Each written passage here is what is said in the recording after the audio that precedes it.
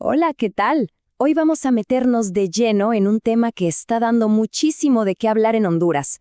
La figura del beneficiario final.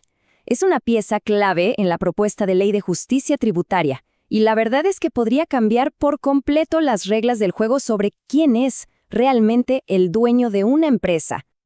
A ver, arranquemos con una pregunta que parece simple, pero que tiene mucha tela que cortar. Cuando pensamos en una gran corporación, de esas que vemos por todos lados, ¿sabemos quién es la persona de carne y hueso que al final se lleva las ganancias? Ojo, no hablo del gerente ni del representante legal. Hablo de la persona que, al final del día, de verdad se beneficia. Y bueno, la respuesta a esa pregunta casi siempre es un misterio. Porque los dueños de verdad a menudo se esconden, ¿no?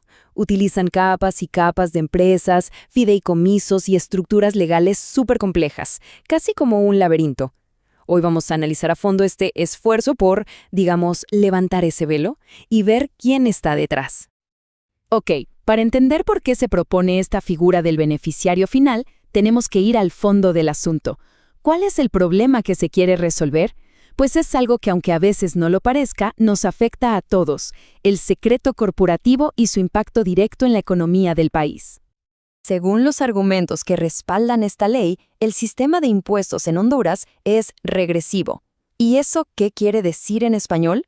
Bueno, básicamente que la gente con menos ingresos termina usando una porción más grande de lo que gana para pagar impuestos. Piénselo, sobre todo a través de cosas como el impuesto sobre ventas que pagamos todos cada vez que compramos algo. Y aquí es donde entran estas estructuras corporativas. Funcionan literalmente como máscaras, o mejor aún, como estas muñecas rusas, una adentro de la otra. Ocultan quién es el verdadero dueño detrás de un montón de empresas, muchas veces en diferentes países. El resultado: el dinero se mueve, las ganancias fluyen, pero el Estado, bueno, el Estado no tiene idea de quién es la persona que se está enriqueciendo. Y claro, este secretismo tiene un costo, y es un costo gigante. Miren este número: 57,000 millones de lempiras. Es una barbaridad de dinero. Esa es la cantidad que se calcula que el Estado dejó de recibir solo entre 2017 y 2023. ¿Cómo es posible? Bueno, en gran parte por algo llamado principio de renta territorial, que básicamente facilita que las ganancias se saquen del país, a menudo hacia paraísos fiscales, sin pagar los impuestos que corresponden aquí. Entonces, frente a este hueco fiscal tan grande, la ley pone sobre la mesa una solución que va directo al grano. Y todo gira en torno a esta figura clave: el beneficiario final. Vamos a ver cómo planean exactamente sacar a estos dueños de las sombras. El concepto es súper importante. El beneficiario final no es otra empresa, no es un fondo de inversión, no. Es una persona, de carne y hueso. El individuo que, al final de toda esa cadena de propiedad y control, es quien de verdad tiene el poder y se lleva el dinero. El objetivo es así de simple: ponerle nombre y apellido al capital. Y para lograrlo, la herramienta principal que se propone es un registro central de beneficiarios finales. Imaginen una base de datos, que sería obligatoria, donde cada empresa que opera en Honduras tendría que decir: miren, esta es la persona que es mi beneficiario final. Y ojo, esto no es un invento de acá, va en línea con lo que ya se está haciendo en muchos países para luchar contra el lavado de dinero y la evasión fiscal. Ok, la idea de un registro central suena bien en papel, ¿no? Un lugar para saber quién es quién. Pero ¿cómo funcionaría esto en la vida real?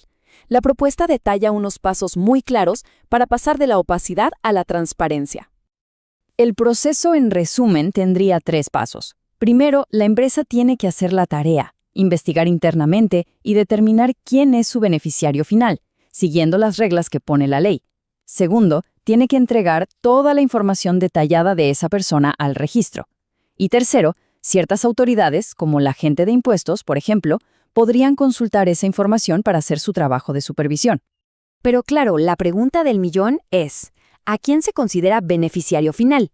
La ley propone una especie de escalera. Primero se busca a la persona que tenga el 25% o más de la empresa.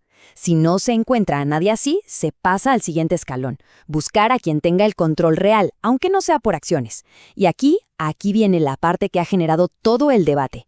Si después de buscar y buscar no aparece nadie, la ley dice que el beneficiario final es el gerente general. Y la información que se pediría no es cualquier cosa. Hablamos de nombre completo, número de identidad, dónde vive, qué porcentaje de la empresa controla, datos muy personales.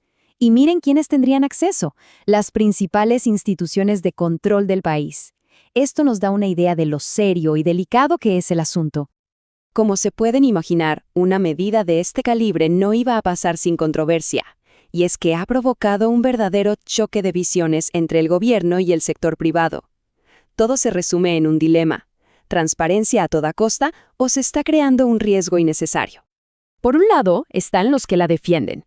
Argumentan que este registro es una herramienta clave para luchar contra la corrupción, para que se paguen los impuestos que se deben y para que la competencia sea más justa. Pero del otro lado están los críticos, sobre todo del sector empresarial.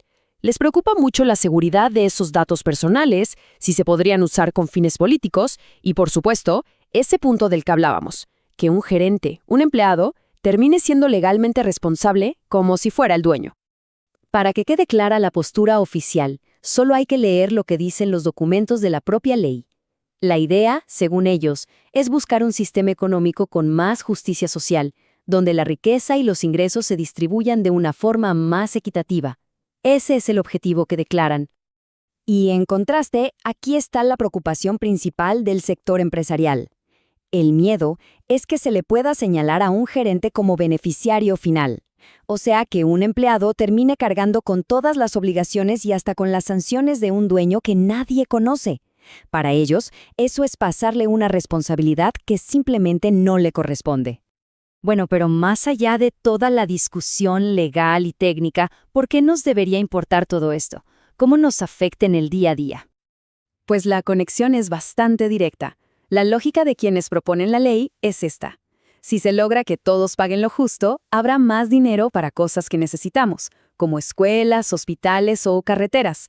También significaría que las empresas locales, las más pequeñas, competirían en igualdad de condiciones. Y al final, se trata de construir más confianza en que las reglas del juego son las mismas para todos. Entonces, todo este debate nos deja con una pregunta fundamental, ¿no? Por un lado, tenemos la necesidad de ser más transparentes para combatir la corrupción y financiar el desarrollo, pero por el otro está la protección de los datos personales y la seguridad jurídica. La gran pregunta es, ¿dónde está el equilibrio correcto para Honduras? Ese es el tremendo desafío que plantea esta ley.